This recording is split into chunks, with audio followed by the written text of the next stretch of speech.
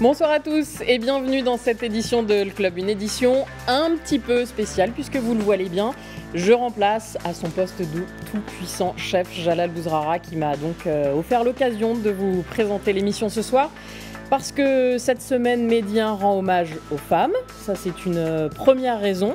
La deuxième, c'est surtout que je présente cette émission puisque le Paris Saint-Germain était ce soir éliminé des huitièmes de finale de Ligue des Champions pour la deuxième année consécutive à ce stade et presque sans aucun souci, ou presque, donc le Real Madrid s'est qualifié pour l'écart en battant le PSG ce soir 2-1. De son côté, Liverpool s'est qualifié, les Reds qui avaient nettement pris l'avantage en s'imposant 5-0 au match aller. Et qui, face au FC Porto bien sûr, et qui, sans Salah, sans Virgil van Dijk, ont fait match nul ce soir pour aller en quart rejoindre le Real. Nous avons donc consacré une large partie de cette émission au débrief de ces matchs, de ces huitièmes de finale. Nous parlerons également d'une annonce qui a été faite en fin de semaine dernière. La VAR, l'assistance vidéo, sera bien utilisée lors de la prochaine Coupe du Monde en Russie. La FIFA en a décidé ainsi, estimant que les tests réalisés jusque-là avaient été satisfaisants. Nous vous donnerons notre avis sur le sujet. Nous reviendrons également sur les propos du président de la Fédération royale marocaine de football, Fawzi Lakja, qui a promis l'aide du Maroc au Cameroun pour l'organisation de la Coupe d'Afrique des Nations l'année prochaine. Le Maroc va aider et non remplacer le Cameroun. Des propos très clairs, vous entendrez notamment la réaction du président de la Fédération camerounaise de football. Et puis, si on a encore un petit peu de temps, en fin d'émission, nous consacrerons quelques minutes au FC Barcelone qui s'est un petit peu plus rapproché du titre de champion d'Espagne ce week-end en battant son dauphin, l'Atlético Madrid 1-0, un coup franc du très en forme Lionel Messi. Avant de dérouler le sommaire, avec moi pour m'accompagner pendant cette heure, les habitués, Amine Rahmouni. Salut Amine. Salut Julie. Vas-y pour ta vanne. Non, je vais pas aller. Enfin, je l'ai préparé sur tout le chemin de l'aller avec Reda. Finalement, je pense que le résultat lui seul me permet de m'en abstenir. Il est une vanne, comme dirait Reda. Reda El Eli, bonsoir. Bonsoir. Je sais pas vous, mais moi j'ai l'impression qu'on fait quelque chose de pas bien sans Jalal. Ah bon? Oui, une sorte de trahison, une félonie. À la fois, c'est vraiment, on a une fenêtre ouverte et on peut faire, je pense, ce qu'on veut. Oui, alors on va donc en profiter. En espérant qu'il soit devant sa télévision en train de regarder et du coup d'avoir peur. En tout cas, il est au téléphone en train de vérifier qu'on est bien à l'heure. Ça, c'est sûr. Alors, le choc de la soirée, si on peut quand même parler de choc, opposait donc le Paris Saint-Germain au Real Madrid au Parc des Princes. Ça avait fait 3-1 à l'aller, ça fait 2-1 au retour, c'est net et c'est sans bavure, Amina. Ouais, c'est surtout décevant, je pense, parce que on s'attendait quand même à autre chose de la part des Parisiens, toi la première. Après, au vu de ce qu'on a vu, je pense qu'il y a eu quelques erreurs professionnelles, à commencer par celle de Verratti. Bon, on va développer tout ça, hein, mais je trouve que c'est scandaleux ce qu'il fait, se prendre 2 cartons, notamment le second qui est stupide parce qu'ils auraient pu revenir dans le match. Et puis je pense aussi que Emery n'a pas été irréprochable, ou du moins bien en deçà de ce qu'on pouvait en attendre, par rapport effectivement à un Zidane qui lui aussi a fait des choix très étonnants, mais bien plus payants. Reda? Ouais, c'est ce que je voulais dire. Déjà, d'une part, le Real passe. Le Real est une grosse équipe qui a une expérience unique, je pense, dans cette compétition, qui sublime parce qu'il n'y en a plus que ça à jouer. On a sur le terrain une majorité de joueurs qui l'ont déjà gagné 2 ou 3 fois, enfin pour certains. C'est sûr, hein, on est nous très soumis aux médias français parce qu'on est francophone dans cette émission. Et donc quelque part, on est sensible au projet du PSG, on est sensible à la presse française et on est sensible au fait qu'à un moment, il y a eu peut-être la conviction, l'auto-persuasion que cette équipe était capable de renverser le Real. Elle l'a pas fait, elle aurait pu le faire. Maintenant, au-delà de ça, parce qu'on peut également parler... Est-ce qu'elle aurait vraiment pu le faire? Est-ce que finalement l'auto-persuasion n'a pas été trop loin? C'est-à-dire qu'on s'est dit, cette remontada, elle est possible, mais ils avaient quand même encaissé 3-1 à l'aller. Je ne veux pas parler du match d'aujourd'hui, je veux parler de l'aller et du retour. Je veux parler de perdre contre le Real Madrid, tenant du titre, double tenant du titre en tout cas, sur une double confrontation, tu prends quand même 5 buts pour en mettre 2, et au seul moment où tu avais l'impression, avec le côté un peu frustrant et agaçant du fait que tu as quand même pris les choses par le bonbon en ouvrant les scores au Bernabéu. Voilà. Donc il y a eu énormément de regrets et de frustration. Premièrement, à cause du tirage au sort, ça fait quand même 3 ans de suite ou 2 ans de suite que le PSG tombe sur des cadors en 8e. Et toute l'analyse qu'on va faire Ils sortent en huitième, ils sortent en huitième, ils sortent en huitième, ils sortent en huitième. Bon, ils seraient peut-être pas sortis en huitième avec un peu plus de chance au tirage au sort. Non, ils sont en quart, 4 fois d'affilée et 2 fois d'affilée. Maintenant, en huitième. Maintenant, deuxièmement, ce qui est énervant quand on est supporter du PSG, maintenant, c'est là où je veux dire, il n'y a pas de déshonneur à tomber contre le Real. Mais il y a quand même une manière. Il y a quand même une manière de sortir de la Ligue des Champions. Il y a quand même une manière de défendre ses couleurs. Il y a quand même une manière de porter le fer ou les stockades à l'ennemi, même sans l'abattre. Il y a quelque chose qu'on montre. Il y a des façons de sortir. Il y a une seule équipe qui gagne la Ligue des Champions et il y en a beaucoup qui en sortent la tête haute. Voilà. Le PSG là aujourd'hui, non, il a pris le match par le mauvais bout. Il a raison. Cette manière. Voilà, c'est cette manière. Je veux dire, je le répète. Hein, on a un vainqueur et on a des tas d'équipes qui vont sortir et des tas de supporters qui à la fin de l'année vont se dire on a fait une bonne saison, on est sorti la tête haute, on a secoué, on a honoré l'événement, on a honoré les couleurs, on a honoré le moment. Et bien c'est pas ce qu'ils ont fait. Voilà. On est encore en train de prendre le prof que le Paris Saint-Germain accapare en tous les cas la sphère médiatique, c'est qu'on prend quand même le problème à l'inverse. La base de l'information de ce soir, c'est que le Real est qualifié quand même et que ce Real s'est qualifié et s'est qualifié. Le Real en quart c'est normal. Le Real en quart c'est normal. Oui, mais c'est qualifié avec des atouts de son équipe qui n'étaient même pas là ce soir. Je suis entièrement d'accord, mais là où Reda a raison, c'est qu'il parle de la manière. Et la manière est importante parce qu'elle fait la différence entre une institution, un grand club, et un club encore jeune en construction. Et c'est là, parce qu'en fait, pour pouvoir comprendre ce qui se passe aujourd'hui, et le fait qu'on prenne ça du côté de la lorgnette PSG, c'est qu'il faut remettre les choses dans leur contexte au moment de l'aller. Il faut se rappeler que quand le PSG tire le Real ou le Real tire le PSG, on a quand même un PSG en pleine bourre et un Real qui était en pleine doute, notamment en Liga où il était distancé. Où il les retards. Effectivement. Et sur le match aller, on donnait le PSG mais très largement favori. Et comme dirait Reda, le PSG ouvre la marque au Bernabéu. Un journal catalan disait le lendemain du match aller, le Paris Saint-Germain a ressuscité un mort. Oui, non, mais alors déjà... Parce qu'effectivement, au match aller, le PSG et le Real Madrid étaient, même je pense qu'au niveau des pronostics, à part vraiment d'être madrilène, plus personne n'y croyait. Donc c'est pour ça que quand ils reviennent à deux buts, enfin qu'ils marquent des 2 buts dans les dernières minutes et qu'ils sont à 3-1, c'est là où effectivement le aurait ressuscité parce que personne ne pensait effectivement que ce Real-là pouvait tenir tête à ce PSG-là de l'époque. Parce que le football va très vite. On a un problème avec le PSG. On a un problème le Real, on le connaît. À l'image de Ronaldo d'ailleurs.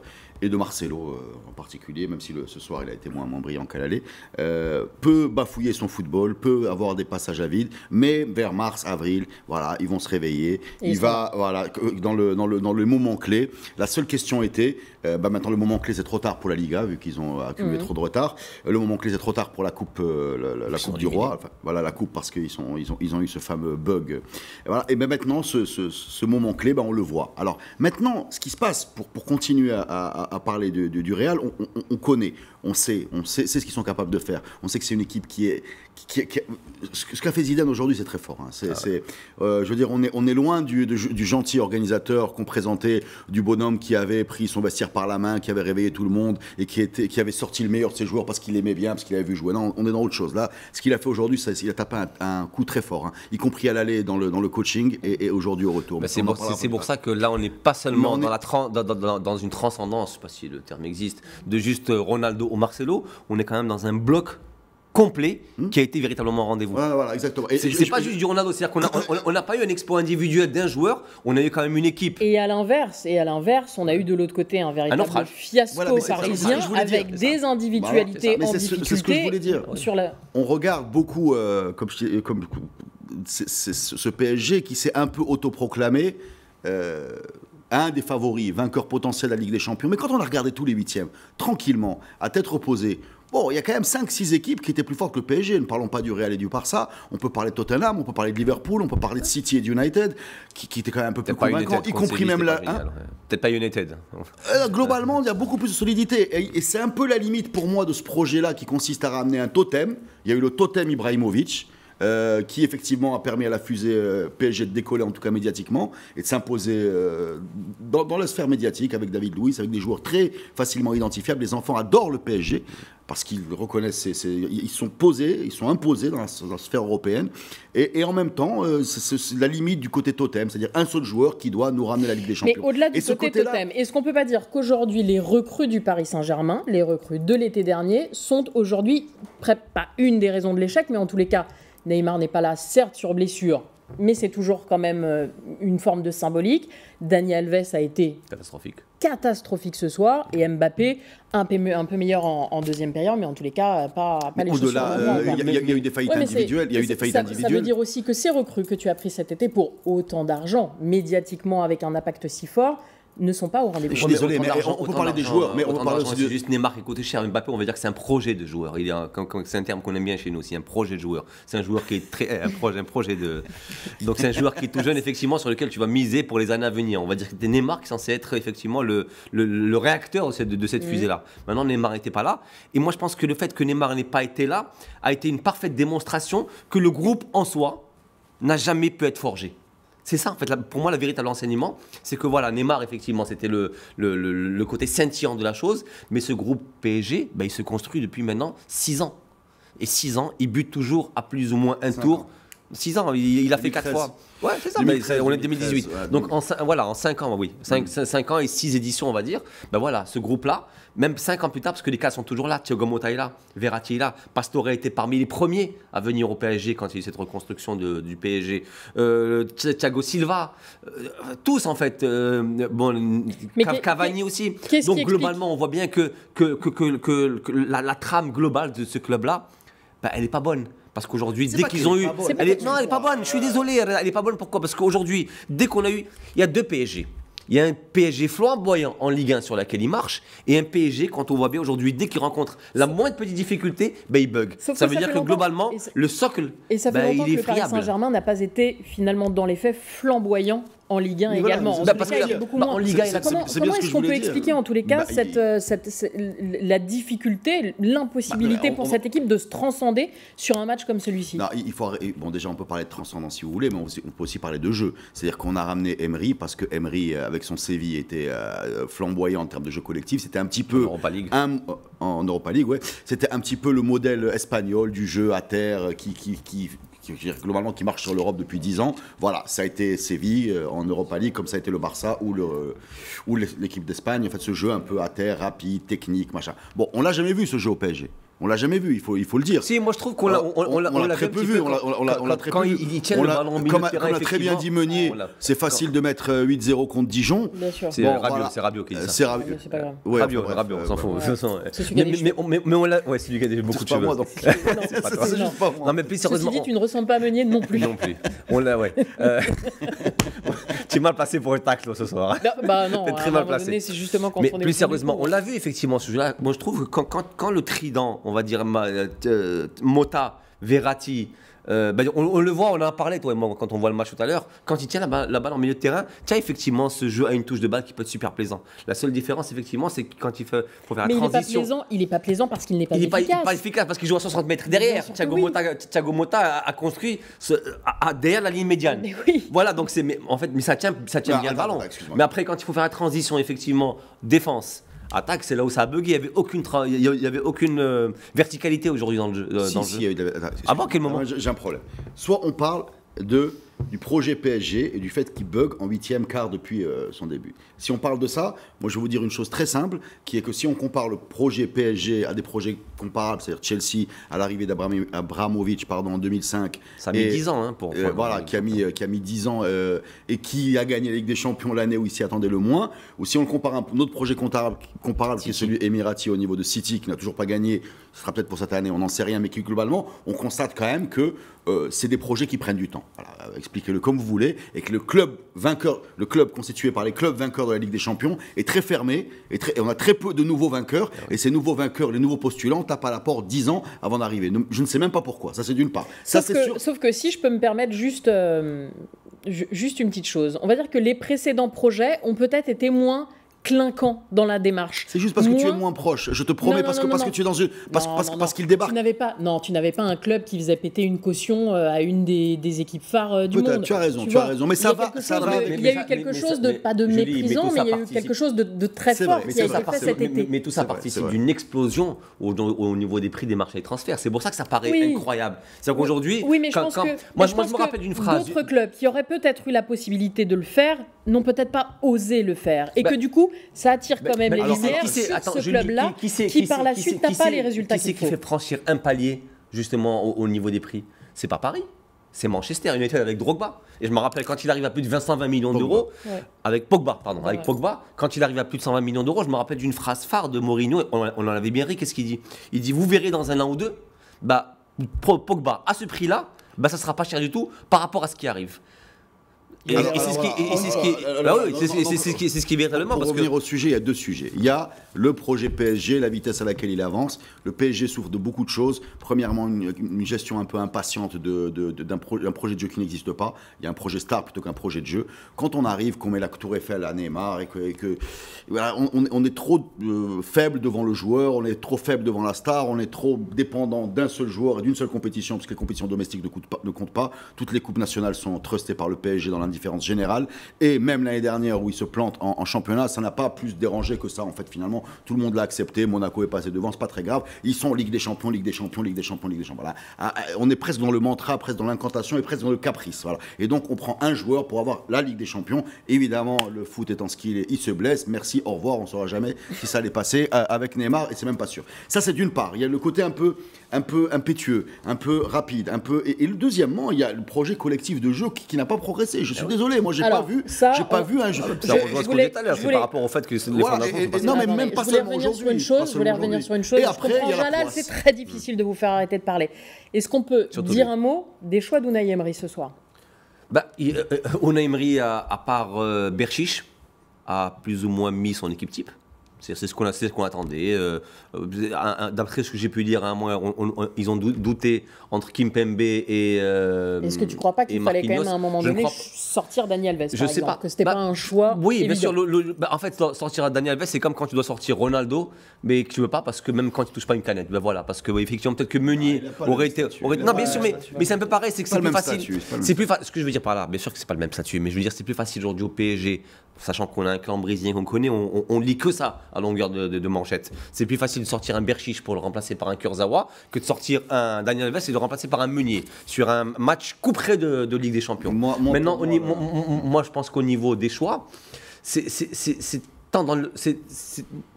pas tant dans les joueurs qu'il fallait mettre sur le terrain que tenir les joueurs sur le terrain. Parce que, encore une fois, je le dis, pour moi, le tournant véritablement du match, c'est Verratti, c'est le premier carton. Le premier carton qu'il prend au bout de 20 minutes, effectivement, on l'avait ensemble, qui fait que quand tu prends un carton à 20 minutes, à ce poste-là, tu es bridé pendant 70 minutes. Et le deuxième qui prend, alors qu'ils peuvent revenir et enflammer le match, il le prend sur une protestation. Mais c'est quand même incroyable à ce niveau de la compétition.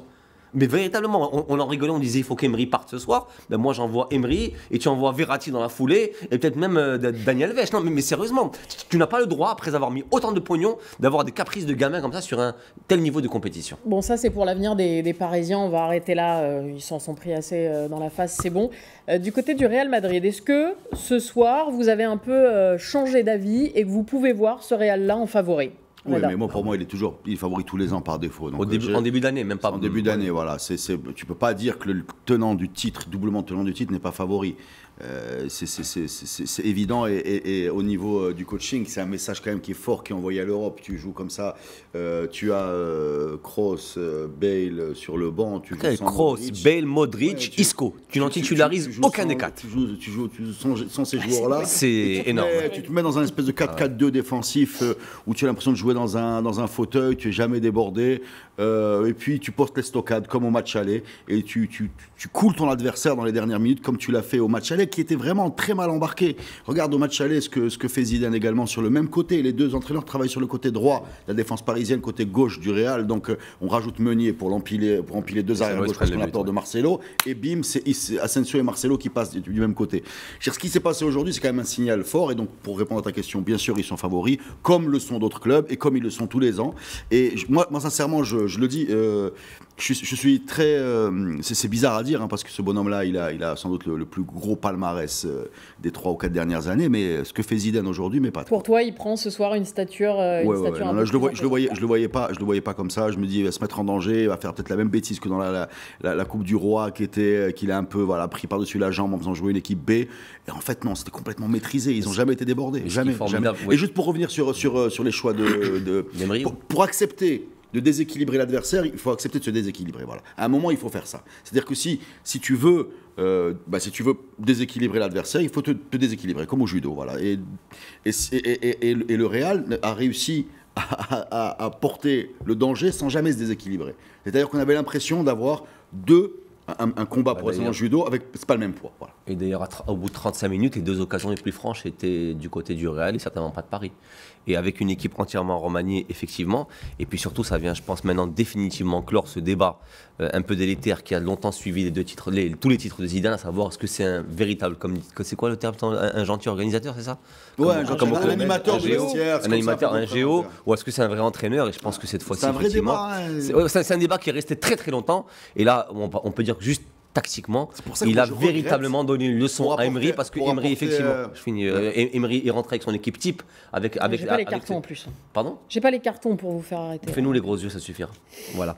Donc je pense que. Ça veut dire va vite. Ouais, il ne reste vraiment pas beaucoup de temps. Zidane est très bon. Voilà. L'autre match de la soirée, c'est terminé. L'autre match de la soirée, c'est pour te permettre de parler de Liverpool. Quelques instants opposait donc Liverpool au FC Porto. Il y avait effectivement plus aucun suspense puisque ça avait fait 5-0 à l'aller. Est-ce que ce soir, Liverpool, lui aussi, peut être Parle-nous du match que tu n'as pas vu. Parle-nous du match que tu n'as pas vu. En quart de finale, il va y avoir 8 équipes. Donc toutes prétendantes, c'est une banalité. Donc potentiellement 5 anglaises, faut le rappeler. Ouais. Chelsea, ça va être difficile. Ouais. Mais non, enfin moi, je suis fan de Liverpool. Je les vois pas brandir le trophée, mais ça me ferait très plaisir. Mais ça me fait quand même, c'est quand même un plaisir. Ah mais tu ne les vois pas brandir le trophée? Non, ça va être compliqué. Ça va être compliqué. Par contre, donc ça veut dire qu'à ma question, en fait, la réponse était plutôt non. À ta question, la réponse était plutôt non, sachant que j'évite de faire des pronostics et je me dis une chose très simple, qui est que c'est une équipe qui va aujourd'hui qui est en bonne position. Pourquoi? Parce que c'est une équipe. Non, elle est en bonne position. Pourquoi? Parce que c'est une équipe qui est forte. Non, mais elle est en bonne position pour faire quoi? Pour avancer d'un, 2 tours, pour embêter ceux qui vont se présenter à elle. Parce que je vais te dire pourquoi. Parce que c'est une équipe qui est très forte contre des équipes fortes. Voilà, c'est l'équipe qui bat City et qui perd contre Swansea. Parce que quand elle n'a pas le ballon, avec la verticalité de ses attaquants, avec son espèce de pressing haut, elle peut embêter. Et maintenant, avec tous les cadors qu'il va y avoir en quart, elle va sûrement tomber sur une équipe plus costaud qu'elle et qui va prendre le ballon. Et là, c'est la situation qu'elle aime bien. C'est déjà une belle performance d'être en quart avec un gardien pareil, une défense pareille.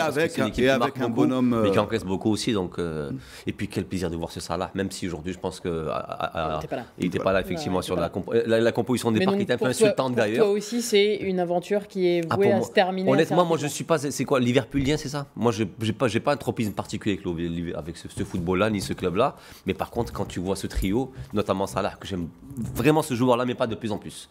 Et je le suivais depuis, enfin je l'ai vu éclore à la Roma, même s'il jouait avant, mais bon, il a véritablement explosé à la Roma.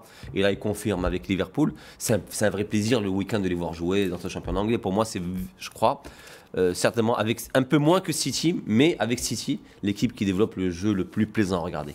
Et c'est un tout, en fait. C'est Klopp qui est pour moi le parfait entraîneur qu'il faut pour cette équipe. C'est le super casting, en fait.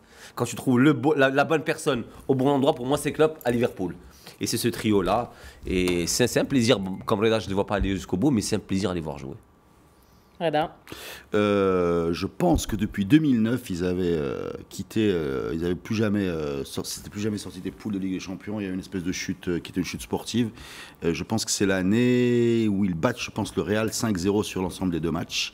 Et pour les amoureux du foot vintage, c'est un plaisir de les voir. Voilà, le retour en Ligue des Champions avec. Il faut que je fasse une petite digression là-dessus. Parce qu'il a fait semblant de réfléchir, alors qu'en fait, il a passé peut-être 3 heures à chercher l'information. Mais je le confirme. C'était bien joué. 1-0 et 4-0, effectivement. Il y a eu le retour loupé là, en poule quand il pose Jarre sur le banc. Ça avait beaucoup choqué les supporters de Liverpool. Ouais.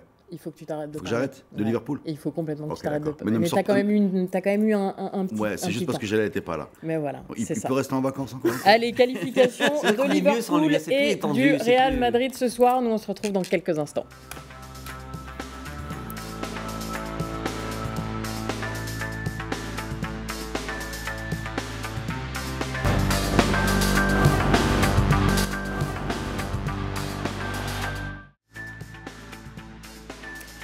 Rebonsoir à toutes et à tous et bienvenue dans cette deuxième partie de votre émission, le club qui se joue ce soir, je le répète encore une fois, même si c'est assez évident, sans Jalal Bouzrara. Place au match de demain puisqu'on a évoqué les qualifications ce soir de Liverpool et du Real Madrid. Demain, 2 affiches. Manchester City accueille le FC Bâle sans manquer de respect aux Suisses. On peut dire que l'équipe de de Pep Guardiola est quasiment déjà qualifié après son match aller remporté 4-0. En revanche, tout reste à faire dans l'autre confrontation qui opposera Tottenham à la Juventus Turin. Les deux équipes avaient fait match nul, 2 buts partout à l'aller en Italie. Petit avantage pour les Anglais ?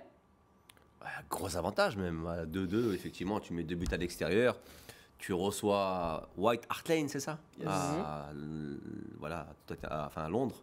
Donc oui, non, je dirais gros avantage pour les Italiens, avec un Harry Kane en pleine bourre. Donc je pense que ça va faire un super beau match, très débridé, parce que j'ai l'impression que ces Anglais ne savent pas calculer. Ils ne calculent pas d'ailleurs. Donc oui, gros avantage aux Anglais, très certainement. Et d'ailleurs, c'est sur eux que je mettrai une pièce, parce que je trouve que c'est une équipe aussi qui est très belle. Là, tout à l'heure, on disait qu'on avait potentiellement 5, plus sûrement 4 équipes. Mais parce qu'ils le méritent aujourd'hui. City, Liverpool, Tottenham, à un degré bien moindre, Manchester United, jouent bien au football. Ils jouent bien. Donc, un degré sacrément moindre. Oui, bien moins, c'est ce que je dis. Donc, bien moins, joue sacrément bien au football. C'est-à-dire, il y a toujours cette ferveur qui accompagne ces équipes-là parce que c'est un pays de foot, mais aussi même technico-tactiquement, ça se met bien en place. On l'a bien vu sur les matchs allés. Donc, oui, je dirais avantage à Tottenham. Avantage, mais on a toujours l'impression que c'est quand même vraiment une mission délicate de pouvoir éliminer cette Juve. Ah oui. Eh bien, je sais pas. J'ai quand même l'impression qu'il va falloir réviser un peu nos stéréotypes sur cette Juve qui avait l'air effectivement de ressusciter la solidité historique du football italien. On parle quand même d'un match aller où il y a eu une mini remontada dans le match. Hein. On n'était pas loin d'un 3-0, on se retrouve avec 2-2. Et voilà, ça fait mal à la tête. Ça fait un petit peu comme le PSG, c'est-à-dire tu mènes et finalement tu reviens avec un sale score. Voilà, tu mènes et tu te retrouves avec un sale score. Alors, le 2-2 au retour semble compliqué, donc il va falloir que la Juve gagne en Angleterre. Voilà, moi je vais regarder ça avec beaucoup d'attention. Je trouve que Tottenham est une équipe qui a une vraie cohérence. C'est très cohérent. Globalement, Pochettino fait progresser ses joueurs. Et c'est le même groupe depuis longtemps. Voilà, il fait progresser ses joueurs. Il y a une vraie identité de jeu. C'est sérieux, c'est solide, c'est physique, ça va vite. Kane, alors c'est le petit plus qui fait que c'est le genre de joueur qui illumine une équipe. Mais je trouve que Pochettino va vite aller loin, je pense. Hein. On va le trouver très vite dans un groupe. Du côté de la Juve, par rapport au match aller, du côté de la Juve, on a quand même des arrivées. On a Blaise Matuidi qui revient, on a aussi Dybala qui revient moyennement en forme, mais qui sera quand même là. Ouais. Je ne sais pas honnêtement si Dybala est les joueurs qu'il faut. D'ailleurs, c'est lui qui marque le but qui leur fait gagner le match sur la dernière journée de Calcio. Un très joli but d'ailleurs, mais j'ai pas l'impression que ce soit en étant pas terrible. Pardon ? En étant plutôt pas terrible. Oui, non, voilà. J'ai pas l'impression que ce soit aujourd'hui le joueur qui fasse une différence sur des matchs à enjeu et à gros potentiel physique comme ces matchs-là. Contrairement à Tottenham qui lui a des joueurs prêts, quand tu vois aujourd'hui l'impact d'un Harry Kane, l'impact d'un Son, pardon, le joueur coréen. Oui, Son. Donc c'est bien Son. Ouais, le Dele Alli, en fait, c'est. Il te cherche. Voilà, non, donc voilà. Un bug de Eriksen et Son. Eriksen aussi est là. Donc c'est des joueurs à gros impact physique, donc ils peuvent effectivement tenir la cadence. Peut-être pas Dybala, Matuidi, on sait comment. Voilà. Après, parce qu'il faut bien que tu fasses un petit clin d'œil. C'est important dans cette effectif. Ouais, enfin pour moi, Matuidi c'est pas trop ma tasse de thé, mais après c'est un choix personnel. Je suis pas Allegri, donc. Mais par contre, il faut bien faire un petit clin d'œil. On va dire que Tottenham a toujours Aurier. Donc ça laisse de grandes chances, je pense, à la Juventus pour revenir. Puis voilà, je pense que c'est ce petit maillon faible, j'ai l'impression, c'est ce côté à droit de la Juventus sur lequel elle va pouvoir, de Tottenham sur lequel elle va pouvoir capitaliser la Juventus, effectivement. Tu disais, Reda, il va falloir qu'on révise un peu nos prérequis, mais en fait, il y a quand même quelque chose de très différent dans cette situation-là, c'est que l'expérience, elle est du côté de la Juve. Oui, l'expérience est du côté de la Juve, mais c'est une équipe, on a l'impression quand même qu'elle a du mal à franchir un palier à l'image de Dybala qui loupe sa finale de Ligue des Champions, qui est moins déterminant cette année, qui est même souvent sur le banc. On a l'impression qu'il y a un palier qui ne se franchit pas, voilà, et que ça reste un peu coincé on la voyait comme un potentiel vainqueur. À l'image aussi de Buffon, qui est moins déterminant et qui a une fin de carrière qui est peut-être pas, c'est à la hauteur de l'immensité de la gloire qu'il a accumulée. Voilà, on a quand même, moi je sens un parfum de, peut-être, je vais me tromper, je le dirai si c'est le cas. De fin de cycle. Voilà, un parfum de fin de cycle, voilà, parce que c'est quand même un argumentaire qu'on entend très souvent pour la Juve, c'est vrai, et qui est très souvent faux. Oui, tu as raison, c'est vrai, mais je le dis, c'est vrai. Parfois on se trompe, parfois on avait l'impression que le départ de Conte allait faire chuter la maison Bianconeri, on avait cette impression-là, et en même temps, c'est pas non plus, il y a un palier qui se franchit pas. Je suis désolé. Moi la finale de la Ligue des Champions, ils m'ont cette deuxième mi-temps, j'ai toujours pas compris. Je pense que il y a cette chute, cette équipe qui explose en deuxième mi-temps et qui se fait marcher dessus. On a eu quelques bruits, visiblement. Oui, sur les vestiaires, Bonucci, Alves. Les dons ont quitté le club d'ailleurs. Ouais, c'est pas ce qu'on avait. Je pense que c'est une défaite qui a fait mal à la tête. Voilà. Je pense que c'est une défaite qui a fait mal à la tête. Parce que... Pardon, tu as entendu. Il aurait mieux fait d'y rester, Daniel Alves. Voilà, c'est toujours pas digéré au bout d'une heure. Non, on n'est même pas. On est à 1 heure, on est presque à 1 heure. Ça ira mieux demain matin. L'autre rencontre verra donc ou pas la confrontation entre Manchester City et le FC Bâle. Manchester City, peut-être plus fort que jamais. On les a vus écraser Arsenal 2 fois. On les a vus, certes, face à un Chelsea. On les a vus écraser tout le monde. Alors justement, qui peut les arrêter? Real, un Barça, ils vont rentrer dans le dur là. Donc ça veut dire que tu les penses encore à une étape. Est-ce qu'on n'est pas encore là aussi sur nos Non, je pense qu'ils sont encore sur des acquis et sur des positions simples. On va dire que les positions compliquées vont arriver, je pense, au prochain tour. Maintenant, moi, je les suis beaucoup dans le championnat anglais. Cette équipe a 2 facettes.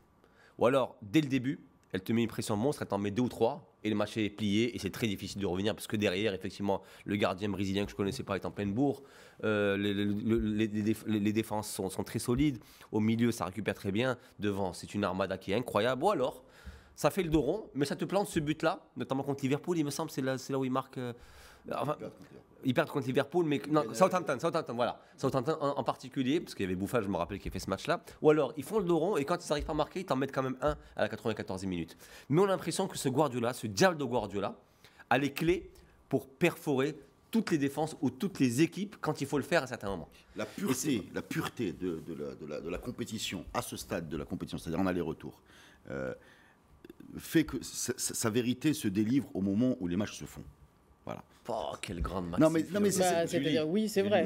C'est la palissade, mais c'est bien. En fait, ça veut dire on a un résultat une fois que le match est terminé. Non, mais c'est terminé. Une fois qu'il se même toi, tu n'as pas compris. Tu peux ergoter tout l'hiver sur est-ce que ce Manchester City a une tête de champion? Est-ce que ce Manchester City peut tenir tête au Barça? Est-ce que ce Manchester City du mois d'avril, parce que les confrontations vont avoir lieu en mars-avril, vaut un vainqueur? Eh bien, sincèrement, je suis incapable de le dire. Et je suis fait la beauté de ce sport. Comment? C'est ce qui fait la beauté de ce sport. Oui, non, mais je sais, mais surtout dans le côté aller-retour, match de boxe d'écart avec une semaine. Voilà. J'adore ça, parce que moi, c'est 3 semaines entre l'aller et le retour des 8e, et ils m'ont un peu fatigué. Voilà, avec beaucoup de presse, beaucoup de remontada par remontada, on va le faire, hashtag en espagnol l'année dernière, en France cette année. C'est très long. Ça veut dire que depuis le tirage au sort, tu attends le retour des 8e de finale. Ça veut dire 6 semaines. En fait, je viens de se taper 2 semaines de Fred Hermès sur Twitter. Oui, c'est ça, il en a marre. Je l'ai expliqué. Voilà, moi j'aime bien le côté un peu aller-retour, bim-bam, des quarts de finale. Et c'est très brutal, parce que l'état de forme d'un joueur sur une semaine, excuse-moi, l'état de forme d'un joueur ou d'un groupe de joueurs sur une semaine va déterminer la qualité de ouais, mais ce que tu dis n'est pas valable. Ce que tu dis n'est pas valable à toutes les équipes. Parce que je trouve que ce que tu dis peut être valable pour un PSG claudiquant, pour un Real, effectivement, sur des matchs indécis. Mais je suis désolé. Quand tu as un Manchester City qui finit sa phase aller à 4-0, et quand tu vois l'état de forme et ce qu'elle produit chaque semaine, parfois 2 fois par semaine dans sa propre ligue, honnêtement, je n'ai aucun doute. Amine, dans sa propre ligue. Et le problème qu'on a aujourd'hui, c'est justement, je pense, situer cette première ligue. Voilà. Très relevé, oui ou non, parce qu'en fait, on a 5 équipes. Ils sont quasiment 4 en on a quasiment 4, voire 5 équipes dans nos pour cette année. Oui, mais pour cette année. Après un passage à travers le désert, une traversée du désert. On mélange juste cette année. Cette année, tu as quand même potentiellement 5 équipes sur 8. Mais c'est pour ça que face à un Real, on est quand même, je crois, assez entouré d'interrogations sur ce que donnera ce Manchester City là. Excuse-moi, tu parles de traversée du désert. En 2008, donc il y a 10 ans, il y a 3 équipes sur 4 en demi-finale qui sont anglaises. Voilà. En 2012, Chelsea gagne. Il y a 2 finales de United qui sont toutes les 2 perdues contre un Barça stratosphérique. Bon, c'est pas la disparition. Sans compter l'Europa League. Voilà, non, mais c'est vrai, il y a eu un recul. En fait, il y a eu surtout, si tu le prends pour moi, enfin, vu plutôt de ce que je vois, plutôt une domination totale du foot espagnol. Voilà. C'est cette montée-là qui a fait apparaître tout le monde un peu terne, et effectivement, ça a été le cas. Voilà. Je pense que les choses s'équilibrent un petit peu aujourd'hui. Mais moi, je vous rappelle aujourd'hui que là, on fait des grandes théories sur City. L'année dernière a pris 5 buts, si je ne me trompe pas, à l'aller contre. Sur l'aller-retour contre Monaco, ils prennent une volée de buts. Donc, les limites de City, on les verra le jour où ils vont tomber sur un os et le jour où on aura le fameux dogmatisme de Guardiola qui ne va pas changer de méthode. On a vu quand ça. Comment les équipes de Guardiola coincent. Elles coincent contre des verrous, elles coincent contre des équipes avec des défenses basses et un jeu agressif, et ils vont tomber dessus. Mais là où je suis pas d'accord avec toi, c'est que la lecture que j'ai moi de cette équipe de City, ça a été dans l'intersaison, ou du moins pendant l'été. Donc Guardiola n'a quasiment pas touché à son effectif devant. Quasiment pas. Il a acheté une défense. Il a mis beaucoup d'argent pour acheter une défense. Donc c'est-à-dire que quand City effectivement se prend un demi-camion de but contre Monaco, Guardiola connaît ses limites, connaît ses défaillances. C'est pour ça qu'aujourd'hui, je pense que ton analyse se tient dans l'absolu, mais pas avec cette équipe de Guardiola actuellement. Parce que j'ai l'impression qu'il s'est pris du temps, de l'argent et son savoir-faire pour aujourd'hui modeler une équipe qui est faite non seulement pour gagner sa ligue, d'ailleurs il marche dessus au niveau de la première ligue, mais aussi pour aller très loin en Ligue des Champions. Ils ne se prendront plus aujourd'hui 5, à mon sens, après tout peut arriver, c'est du foot. Mais je ne pense pas qu'aujourd'hui, avec le travail de Guardiola sur 18 mois, qu'ils se prendront 5 buts ou 6 buts en aller-retour contre n'importe quelle équipe qui reste aujourd'hui en lice au quart de finale. Donc cette équipe de Guardiola, pour moi, elle est la mieux outillée pour aller jusqu'au bout. Je voudrais vous proposer, si vous avez le temps de regarder, ça circule beaucoup sur les réseaux sociaux, une super intervention de Thierry Henry. Sur le temps qu'il a passé avec Guardiola à Barça et expliquer un peu l'exigence qu'il a vis-à-vis de ses joueurs, voilà, qu'il faut réapprendre le football. Et c'est juste lien que je fais par rapport à ce que je disais sur Zidane et sur le fait qu'il m'étonne beaucoup. Je regrette à titre personnel, comme fan de foot, que Zidane ne parle pas de foot. Voilà. Non, mais ça m'attriste parce qu'il a des choses à nous dire. Il vaut beaucoup plus que le robinet d'eau tiède qui nous sert systématiquement dans les conférences de presse. Et c'est vraiment dommage parce que j'aimerais beaucoup connaître, comme le fait par exemple un Bielsa. Je parle des interviews, je ne parle pas des... Oui. Ce qui ne veut pas dire qu'il ne le fait pas par ailleurs. Enfin, la démarche de Zidane est super intéressante. Il n'a pas un côté, mais qu'on reproche souvent à Guardiola, ce côté un peu professoral. Mais Julie, peut-être tout simplement, il a décidé que sa communication serait une succession de banalités comme il était joueur. Voilà, c'est pour ça qu'on a eu du mal. Oui, mais parce qu'aussi il ne révolutionne pas le football. Mais peut-être que stratégiquement, parce qu'aussi il ne révolutionne pas le football. Je ne suis pas d'accord avec toi. Il a des choses à dire. Julie, on parle quand même d'un entraîneur novice qui gagne 2 titres de champion d'Europe d'affilée. Donc tu ne peux pas dire qu'il ne révolutionne pas le football. Ça dépasse ça. Oui, je pense aussi. Non, personne n'a gagné la nouvelle mouture, il a été le premier. Par contre, là où je suis d'accord avec toi, c'est effectivement qu'il ne parle pas de foot. Peut-être que stratégiquement, il ne veut pas parler de foot maintenant, mais qu'il parlera de foot plus tard. C'est le choix que je conteste. Mais c'est une ligne de conduite qui s'est fixée et qui pour l'instant réussit très bien. Je la commente. Voilà. Mais en fait, il faut qu'on arrête de commenter parce qu'il faut qu'on passe au sujet suivant. C'est très très difficile. Vraiment, quand c'est demandé, comprendre Jalal, au contraire, quand c'est demandé aussi gentiment, sans carton, sans violence et sans, ça passe crème. Maintenant, arrête. Voilà, c'est ça. Donc maintenant, voilà, c'est ça. J'aimerais qu'on revienne maintenant sur les déclarations de Fawzi Lakja, le président de la Fédération royale marocaine de football. Il a décidé de balayer les rumeurs et d'expliquer que le Maroc est là pour assister, pour aider le Cameroun à l'organisation de la Coupe d'Afrique des Nations de l'année prochaine et non pas pour s'y substituer. On va écouter tout de suite la réaction du président de la Fédération camerounaise de football, Dieudonné Hapi. Nous vous l'avons dit ce matin avec le président de la Fédération marocaine de football, M. Fawzi. Nous sommes 2 fédérations qui entretenons d'excellentes relations depuis la nuit des temps. Et nous sommes particulièrement heureux de la déclaration du président de la Fédération marocaine de football ce matin, qui permet d'arrêter les rumeurs qui circulaient dans tous les sens. Je dois vous dire très sincèrement que Lorsque ces rumeurs ont commencé à circuler, j'avais interpellé, n'est-ce pas, mes amis de la Fédération marocaine de football à Nouakchott et qui m'avaient déjà dès cette époque rassuré en me disant, Monsieur le Président Api, ces rumeurs circulent parce que les gens ne connaissent pas les relations qui existent entre le président Paul Biya et le roi Mohamed VI. Mais de toute façon, que vous ne tarderez pas à en avoir des nouvelles. Et effectivement, aujourd'hui, fidèle à la parole donnée il y a quelques semaines, j'ai été extrêmement heureux de cette déclaration qui doit désormais mettre fin à toutes les rumeurs.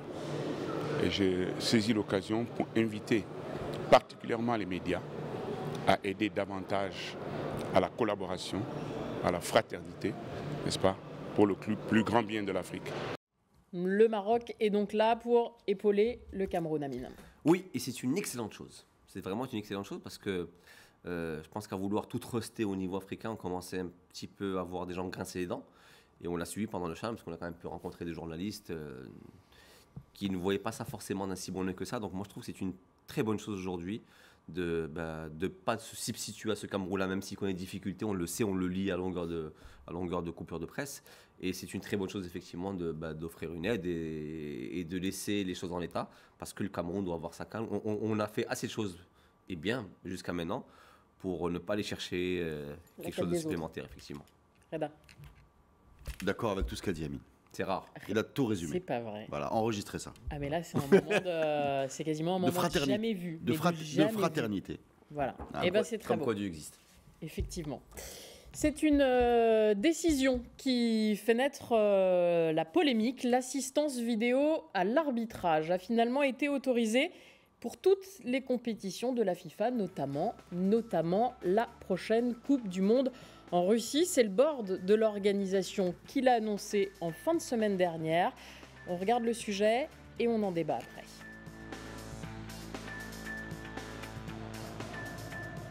Une décision prise à l'unanimité des membres de l'instance, mais qui est loin de faire consensus dans le monde du football.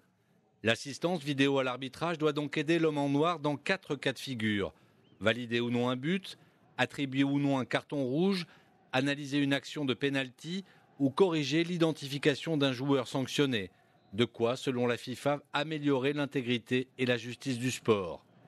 L'Organisation du football mondial a donc tranché cette question discutée depuis des décennies en expliquant que les tests réalisés depuis plus d'1 an et demi ont permis d'aboutir à un bilan très positif et plutôt encourageant. Expérimenté lors de la Coupe des Confédérations, lors de la Super Coupe d'Afrique, déjà utilisée dans plusieurs championnats ou tournois européens, la VAR a permis d'éviter ou de corriger de nombreuses erreurs. Mais voilà, d'innombrables couacs se sont souvent produits, entraînant de gênants moments de confusion, de très longues polémiques et interrompant souvent le cours des matchs. Le corps arbitral a désormais 3 mois et demi pour perfectionner l'utilisation de cette technologie et huiler la communication entre assistants vidéo et arbitres internationaux. Mais son utilisation en laisse beaucoup circonspect, à commencer par l'UEFA qui a décidé d'attendre encore un peu et de ne pas l'utiliser pour la prochaine Ligue des Champions. L'UEFA qui a donc décidé d'attendre encore un peu et de ne pas l'utiliser encore en Ligue des Champions, cette VAR, cette assistance à l'arbitrage vidéo qui fait donc vraiment polémique. Alors, on a un problème sur le plateau, c'est que globalement, tous les trois, on est plutôt d'accord. Je pense qu'on est plutôt contre. Donc, du coup, on a tiré au sort et c'est toi, Amine, qui va être l'avocat du pour. Donc, je vais être pour. Voilà, tu vas être pour. Ouais. Pour être pour, on va dire que ce VAR permet une chose qu'il n'y a pas dans le football, qu'il y a dans le football jusque-là, c'est de l'équité et de la justice. Sachant que la vie n'est pas juste. Alors non, mais voilà. Sincèrement, depuis qu'on a un petit peu vu l'utilisation de la chose, on peut quand même dire qu'en effet, il y a un petit peu plus de justice. Évidemment, on n'est pas sur de la justice parfaite, mais ça n'a jamais dit qu'on irait jusque-là. Non, bien sûr, mais c'est fait pour. Aujourd'hui, quand tu utilises ces technologies, c'est très difficile d'avoir des décisions qui ne soient pas sensées. Voilà, ça prend le temps que ça prend. Effectivement, parfois, ça prend entre 45 secondes et 1 minute 15, 1 minute 30, c'est beaucoup de temps, mais voilà, je pense que c'est pas trop de temps pour être juste. C'est difficile. Ouais, moi, je suis furieusement contre cette VAR parce qu'elle m'enlève toute l'émotion qu'il y a dans un match de football. Maintenant, effectivement, Non, si on veut de la justice et de l'équité et de la joie dans les cœurs, alors oui, c'est bien le VAR. C'est bien parce que quand il faut siffler un péno, tu le siffles. Quand il faut refuser un but qui est pas bon, tu le refuses. Tout le monde est content, tout le monde sort avec le sourire. Mais voilà, moi, je suis vieux, j'ai pas grandi avec ce football-là. Sur l'argument du temps, honnêtement, pour avoir vu... Julie, je suis non mais désolé. je sais. Non mais sur l'argument du temps, franchement, pour avoir vu, finalement, ces phases de latence, elles sont pas si gênantes. C'est pas vrai. Enfin, Elles sont gênantes. Elles sont pas si gênantes. Elles sont pas si gênantes Franchement. parce que tu n'es pas supportrice. Est-ce que Bien tu sûr. imagines un instant que Schmach Je est suis pas égalisé? supportrice. Non, mais non, tu sérieux, n'es pas bah tombé oui. sur un match où tu as un investissement émotionnel important.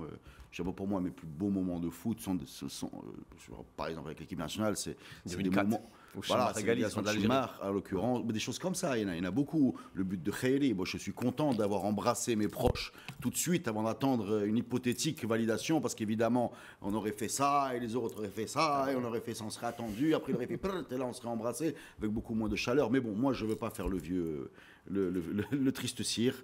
On va donner sa chance au produit. De toute façon, c'est fait, c'est fait. Je suis quand même, alhamdoulilah, très content d'avoir pu voir le but de Maradona quand j'étais gosse, celui de la main, parce que je considère que c'est un des moments qui ont dit beaucoup sur notre société. Oui, mais c'est un moment, tu te rends bien compte que c'est un moment d'une injustice terrible pour celui qui l'a subi. Mais la vie n'est pas juste. Ah non, moi mais déjà, il y a une chose qu'il faut. Il faut quand même déjà dire. Je veux juste rappeler deux choses. Bon, comme je dis, on va donner sa chance au produit. De toute façon, on va l'accompagner, on n'a rien à faire. Et on va juger à la fin de la Coupe du Monde. Mais, juste une chose. Arrêtons avec cette histoire de vérité qu'on cherche avec des caméras. L'arbitre de foot est un arbitre. C'est-à-dire qu'il ne cherche pas la vérité contrairement à un juge. Le juge, de ligne par exemple, doit savoir si la balle est sortie ou pas sortie. Cette réalité existe, cette vérité existe et on est cherché de la découvrir. Mais l'arbitre lui-même, Reda, il est d'accord pour être aidé. Il a besoin d'un accompagnement. Tu vois, toi, téléspectateur, finalement, par rapport à... Je finis juste, j'ai l'argumentaire. C'est important, je dis juste une phrase. L'arbitre, encore une fois, n'est pas à la recherche d'une vérité qui n'existe pas. Il est à la recherche d'une appréciation. Cette appréciation, par exemple, encore une fois, on va rappeler la règle parce qu'il y a beaucoup de gens qui se trompent dessus, sur la main dans la surface, doit être intentionnelle. Voilà. Donc, l'intentionnalité n'est pas une question de caméra. Voilà. Juste un mot. Donc, on est en train, encore une fois, je le répète, de parler d'un arbitre qui, donc, donne une opinion, une interprétation, un jugement subjectif fatalement par rapport à une situation. Et la multiplication des caméras multiplie beaucoup plus les débats que l'impression de vérité, mais ce n'est que mon opinion. Et si je trouve que la Coupe du Monde à la fin sera bien passée et qu'on aura progressé, je le dirai sans problème. Voilà. Amine. Monsieur Lali, j'ai un truc à vous dire. Nous vivons une époque trouble, où la roublardise est le maître mot. Où aujourd'hui, tout le monde veut s'approprier des choses qui ne lui appartiennent pas forcément. Alors si nous avons une technologie aujourd'hui qui pourra mettre de la justice, de l'équité, de la joie et du baume au cœur aux supporters, nous devons l'accueillir à bras ouverts. Moi, je trouve par exemple... Aujourd'hui, il y a des équipes qui ont perdu des Coupes du Monde sur effectivement une décision un peu bizarre. Tu te rappelles d'un but marqué de l'Angleterre déjà en 66 ? Vous vous rappelez de l'Angleterre. Et des exemples comme ça, on peut en trouver beaucoup. Alors même si je ne suis pas du tout convaincu par cette technologie, je reste persuadé. Mais c'est pas parce que ça se passe en finale, ça se passe en quart de finale. Il y en aura toujours. C'est surtout que l'injustice ne sera pas réglée et que finalement des grands moments sur des choses cruciales, si, parce qu'effectivement dans le jeu, l'injustice n'est pas réglée. C'est dur de défendre des choses. Moi je vais juste. Je finis. L'injustice n'est pas réglée, mais sur des choses aujourd'hui, sur des pénaux, sur des buts, sur des validations importantes. Oui, le VAR le réglera, qu'on le veuille ou pas. Après, effectivement, ça. Non, tu ne seras pas à 100% de règlement. En tout cas, tu seras beaucoup plus que si tu n'avais pas le VAR. Oui, bien voilà, sûr. c'est une évidence. Maintenant, effectivement, le fait de différencier de différer l'émotion, parce que c'est ce qu'on fait finalement avec le VAR, c'est qu'on diffère l'émotion, bonne ou mauvaise, et pour moi, est une manière de tronquer un petit peu ce qui fait même l'essence même du foot. Mais voilà, est-ce qu'on va sacrifier l'émotion pour la justice ou le contraire ? L'essence du foot, pardon, mais ce qui faisait l'essence du foot, c'était aussi cet argument qui était toujours apporté, qui était l'universalité du football. Et comme quoi tout le monde devait être arbitré de la même façon. On a l'impression que cet argument-là, il est mort. Complètement oublié.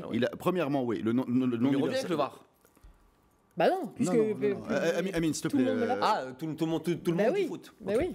premièrement, l'universalité du foot est finie, c'est-à-dire que deuxièmement, quelque chose qui est très intéressant dans ce qu'on est en train de faire avec la technologie. Sache qu'il te reste 30 secondes. Oui, c'est qu'on l'a dédouané, je trouve un peu facilement.